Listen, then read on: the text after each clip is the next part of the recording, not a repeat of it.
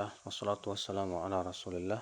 Kita melanjutkan kajian usul manhaj salaf. Kata beliau, min alamati ahli ahwa wal bida' wa sifatihim. Di antara tanda-tanda ahli hawa dan ahli bid'ah dan sifat-sifat mereka. Tanda yang pertama al-furqah. Mereka paling suka berpecah belah. Apa itu yang disebut dengan berpecah belah? Yang dimaksud dengan berpecah belah yaitu tidak mau mengikuti kebenaran. Karena Allah Subhanahu wa taala menyebutkan dalam Al-Qur'an dalam surat Al-An'am ayat 153, "Wa anna hadza sirati mustaqiman fattabi'uhu wa la tattabi'us subul fatafarraqa bikum an sabili." Dan bahwasannya inilah jalanku yang lurus, maka ikutilah. Jangan kamu mengikuti jalan-jalan yang lainnya, niscaya kalian akan bercerai-berai, berpecah belah dari mengikuti jalannya.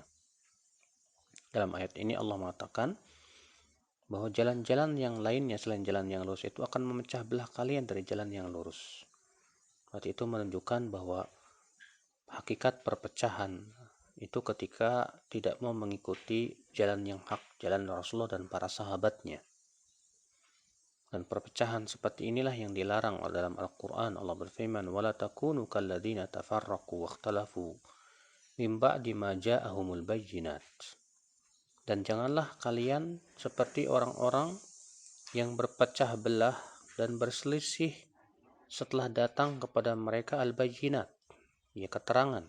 Lihat, Allah mengatakan, setelah datang kepada mereka keterangan, mereka malah berpecah belah.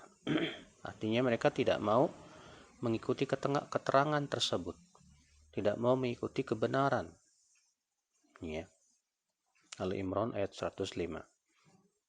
Allah juga berfirman dalam surat Al-Imran ayat 102-nya, "Wa'tasimu bihablillahi jami'a wa la tafarraqu." Berpeganglah kepada tali Allah semuanya, dan jangan kalian berpecah belah. Allah mengatakan pertama berpeganglah kepada tali Allah. Tali Allah itu adalah Al-Quran dan hadis Nabi SAW. Lalu Allah mengatakan wala tafarraqu, jangan berpecah belah. Artinya apabila kalian tidak mengikuti dan tidak berpegang kepada Al-Quran dan hadis yang merupakan tali Allah, niscaya kalian akan berpecah belah. Maka dari itulah saudara-saudaraku sekalian, berpecah belah bukan artinya bukan sebatas kita tidak setuju dengan pendapat, bukan seperti itu.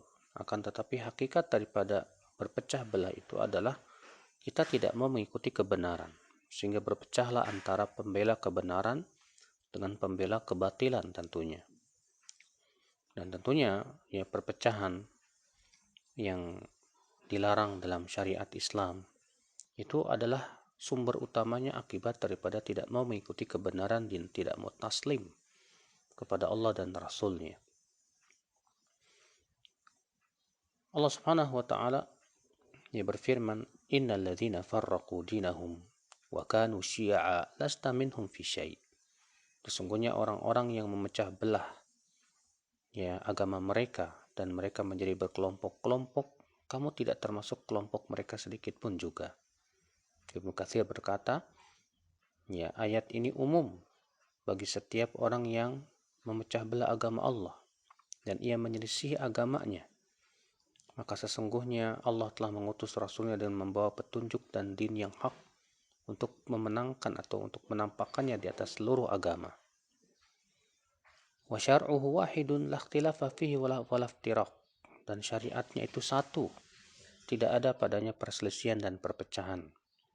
Maka siapa yang berselisih pada syariatnya, menjadi berfirqah, maka sesungguhnya Rasulullah SAW berlepas diri dari itu semuanya.